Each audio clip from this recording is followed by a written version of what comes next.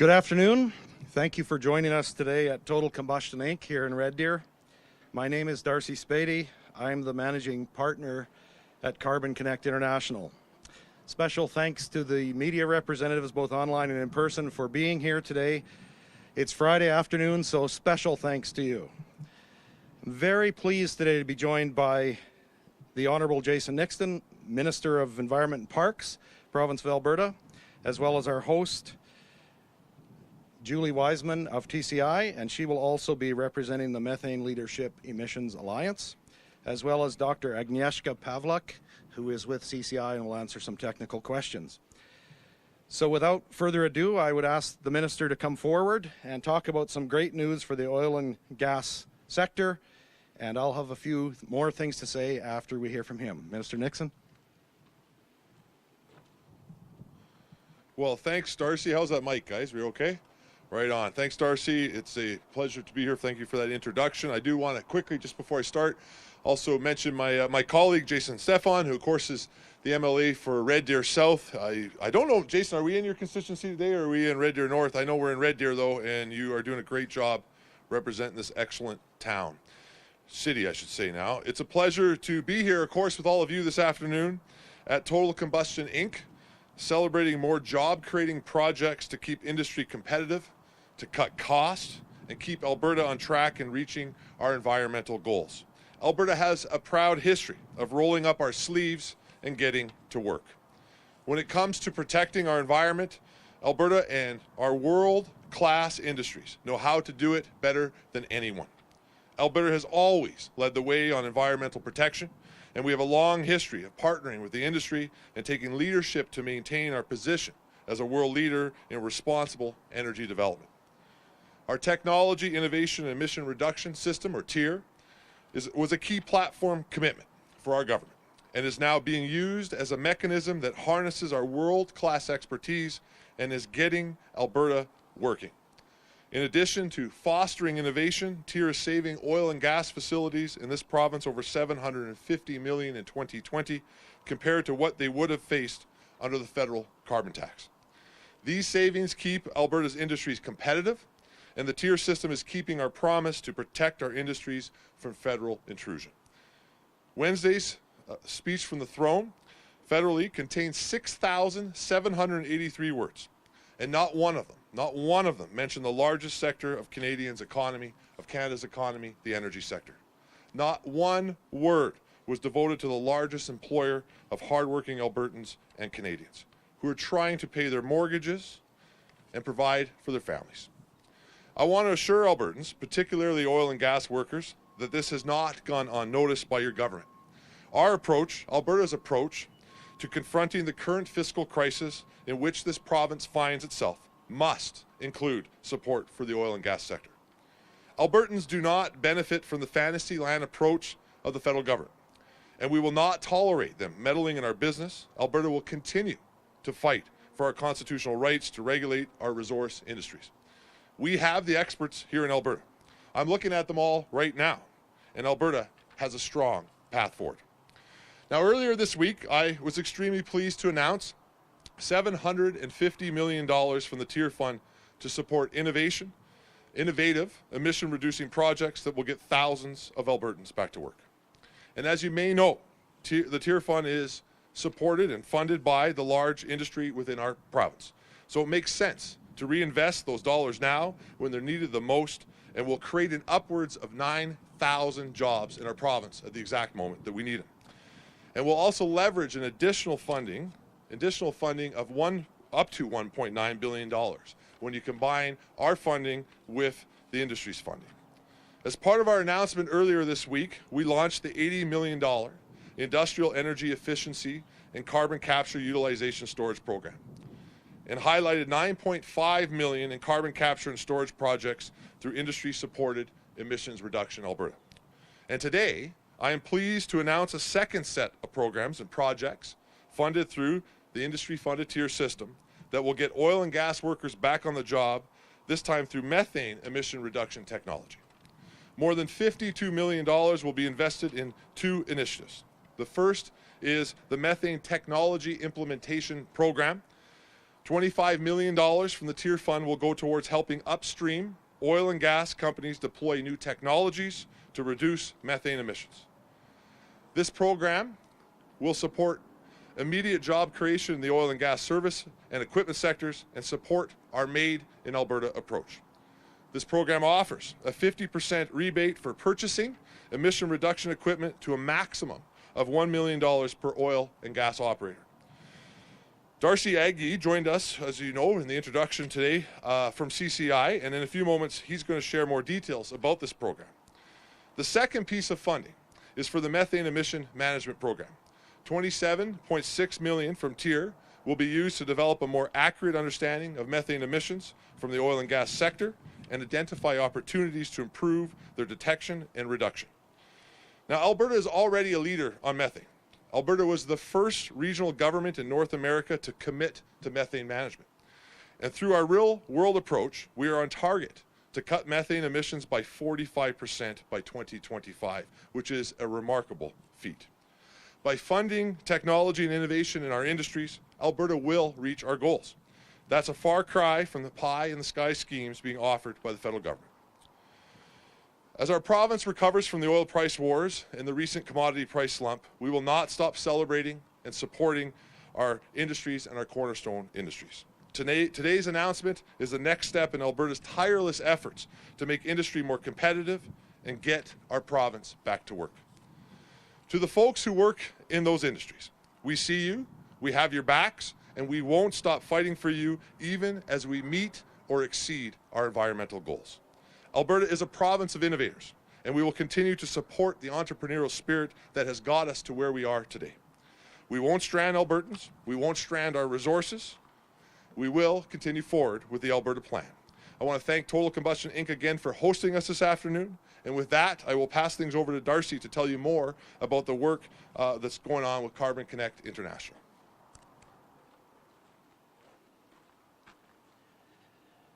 Thank you, Minister Nixon. Carbon Connect International is very proud today to be delivering the Methane Technology Implementation Program, which we will refer to as MTIP. It's funded by the Government of Alberta and supported by the Methane Emissions Leadership Alliance. Allow me to make some personal remarks. I had the great honor to be the first ever Canadian elected as president to head the 160,000 member global organization called the Society of Petroleum Engineers, or SPE. As the 2018 SPE president, including my pre and post years, I spent 3 years traveling to 49 different countries and giving over 160 speeches to industry. It was very clear as a result of that to me as an Albertan that I represented a jurisdiction that was well ahead of the world in methane emissions reduction in a pragmatic sense.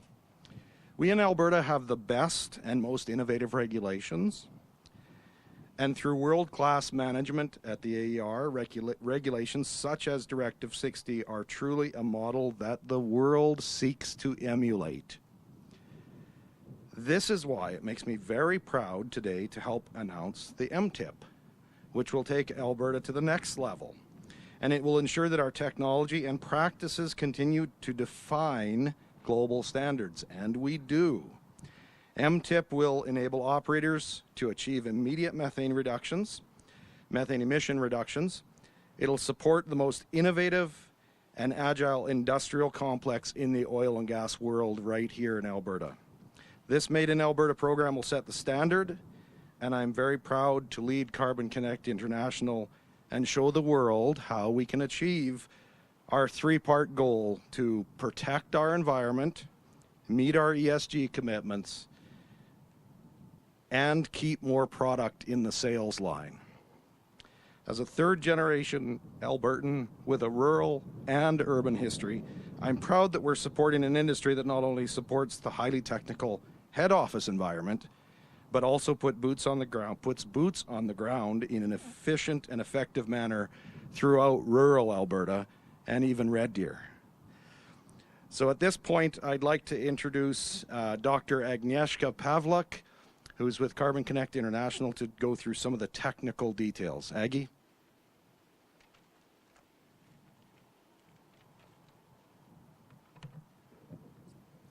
Thank you, Darcy, and hello. So I'm going to get into some of the specifics about the program, starting with the eligibility criteria. So MTIP funding is available to upstream oil and gas operators, which meet the following criteria. So they have facilities located in Alberta that are subject to Section 8 requirements set out under AER's Directive 60. And facilities which are either part of an aggregated facility, as defined under tier, or facilities that are not regulated under tier. In terms of the actual funding, incentives will be approved up to 50% of the total eligible project cost, up to a maximum of $1 million per operator. So we do have a list of predetermined eligible projects which qualify for funding. This list might change from time to time, but the list is as follows: electrification of pneumatic devices, high bleed pneumatic instrument conversion to low bleed or no bleed instruments, instrument gas to instrument air conversion, vent gas capture from pneumatic devices, hydrocarbon storage tank vapor destruction in an enclosed combustor, hydrocarbon storage tank vapor recovery units, compressor vent gas capture and utilization, vent gas reduction and from descenders, and surface casing vent gas flow and gas migration. So the full list is posted on our website, so check us out at carbonconnectinternational.com or contact us directly, and we can answer any of your questions and we'll be happy to help you out. Now I'll pass the mic to Julie.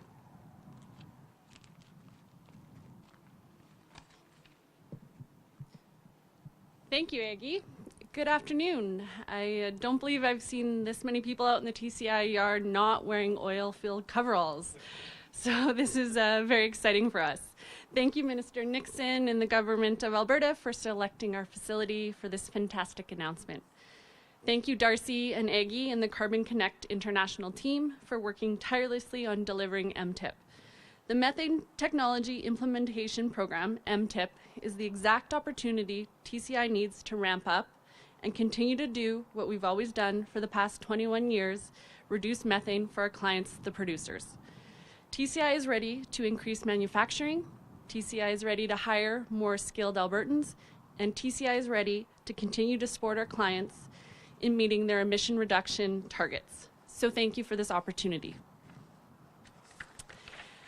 Now I'll switch to another role of mine that has been instrumental in the announcement today. TCI is a proud member of MELA, the Methane Emission Leadership Alliance. MELA was a direct partner with the province of Alberta in bringing this program to light. We are an industry association comprised of 35 methane emission mitigation technology and service providers. Our aim is to work with government and industry to achieve meaningful methane emission reductions from oil and gas operations. This launch of MTIP supports the deployment of readily available technologies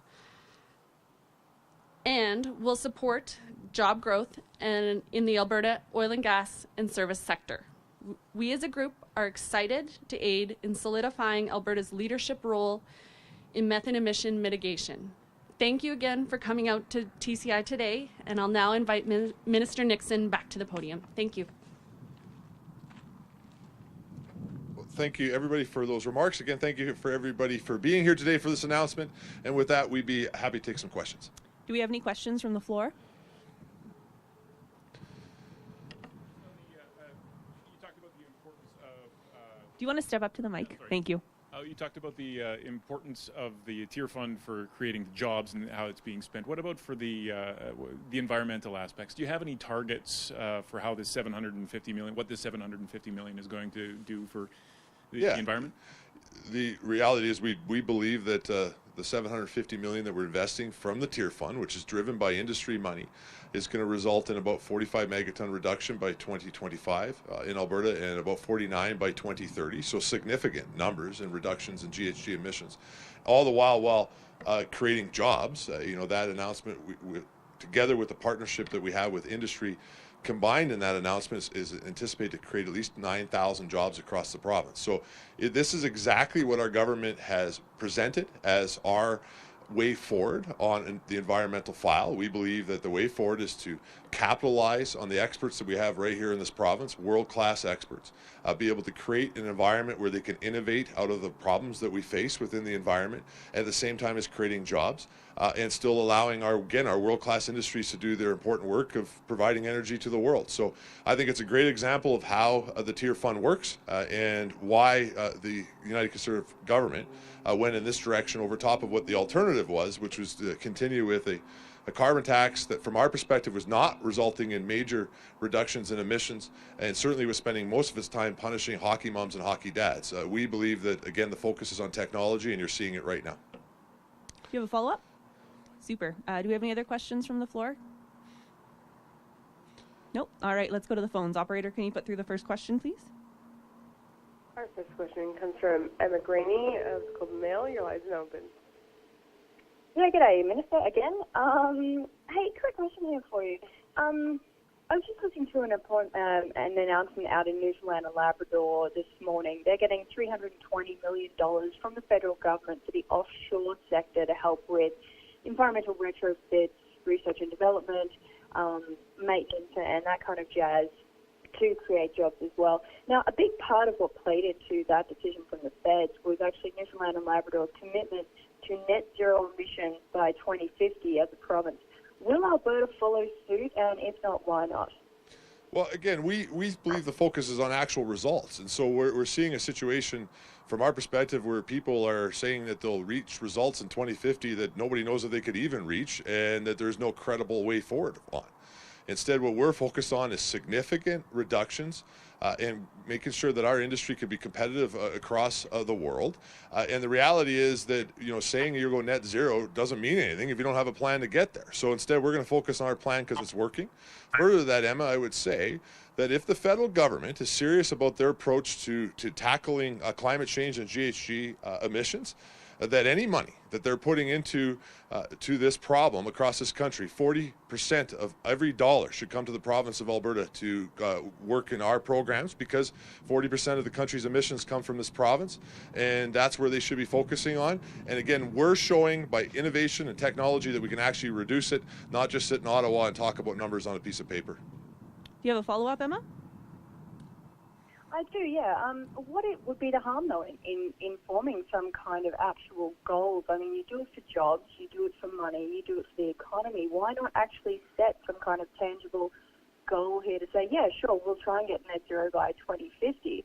I mean, particularly when you're making the argument that the oil and gas sector, they're doing great work with emissions reduction. Why not actually set a goal for the province and for the industry and say, we're going to do this, and then you actually have a target to work towards? Why not do that? Well, we are setting goals. You heard me say one of the goals, we believe that this investment that I announced last week, and this is another add-on to that investment, is going to reduce emissions by 45 megatons by 2025 and 49 megatons by 2030. That's a significant goal. So we are setting goals. Our industry is setting goals. We see each and every day major energy companies and other industry organizations inside our province setting net zero goals, and that's what they're on their way towards, and that's good. And our job as the Alberta government is to create a scenario where they can succeed in those goals. And so our focus is not on what you see happen in Ottawa the other day, which is just write down a goal that nobody has a plan for. Instead, we've laid out a plan, and we're going to continue to execute that plan, focus on technology, and our reductions show that our plan is working. So that's where our focus will be in the months to come. But I will also reiterate that it's incumbent on the federal government, if they're serious about this issue, that 40% of every dollar towards emission reduction should come to this province so that we can put it to work on being able to make sure that our industry can be competitive worldwide, and that we can reduce emissions and protect our environment. But the other reason, besides the fact that Alberta deserves that, is because the federal government needs us to get this money, because Alberta has the solution to the problem where they do not. All right, operator, do we have anyone else on the line? Our next question comes from Bob Weber of the Canadian Press. Your line is open. Thank you very much. Minister, just a point of clarification. This money coming from the Tier Fund, that's not industry funding like the like the Orphan Well Fund is funded. The tier fund is essentially that's a carbon levy, is it not? Yeah, the province of Alberta has had a carbon levy on our large emitters for decades. We're the first province and first jurisdiction in North America to go that route. And so, but that is industry money. That is industry that is paying into that fund through that levy. And the program that we built and the commitment that we made to the industry was, as they put that money into that fund, that we would use that in partnership with them to be able to help them create technology and to innovate and be able to create situations where we could succeed and the industry could succeed. With our goals here at home, but in addition to that, but also where we could be able to create new and marketable products to the world and continue to make sure that Alberta is the world-class energy producing jurisdiction that it always has been. Do you have a follow-up, Bob? Yes, I do. This program is in effect funded by a type of carbon tax then? Yeah, no, we've never disputed that it is funded by a levy on the largest industry, which is just over about 123 facilities inside our province. That is the approach that we have taken all the way back to Ralph Klein inside this province, and we will continue to. But again, that is industry funded, and we appreciate the industry putting their investment inside that fund and then partnering with us to be able to create large-scale innovation that you end up with results like you see today. Super. Hearing no more questions, I think we're good to go. Good. Thanks, guys. Thanks, everyone.